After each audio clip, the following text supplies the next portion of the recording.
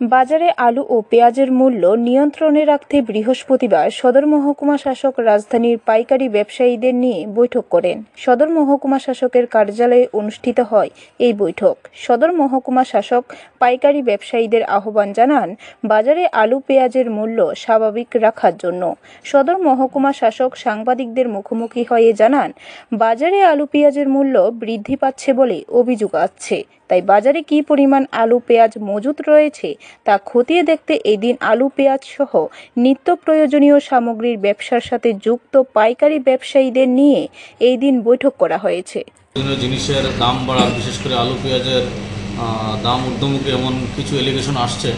তো এটার একটা মজুদ কি ওই ধরনের মজুদ আছে বা রেট কত, মানে সত্যি কি রেট বেশি নেওয়া হচ্ছে বা কোন বাজার অনুযায়ী কত বেশি নেওয়া হচ্ছে, ওইগুলো আমরা একটা অবশ্যই আমরা রেড করব বাজারে গিয়ে। কিন্তু এই ধরনের রেড করার পদক্ষেপের আগে আমরা ওনাদের নিয়ে একটা ডিটেলস পুঙ্খানুপুঙ্খভাবে বিশ্লেষণ করব এবং একটা আলোচনা করছি, যাতে ওনারাও সহযোগিতা করবেন। আমাদের আশ্বাস দিয়েছেন, ওনারাও আমাদের ডাকে সাড়া দিয়ে এখানে আসছেন, যাতে সাধারণ মানুষ যাতে এই ধরনের পণ্য নিয়ে যাতে ভুক্তভোগী না হয় এই জন্য।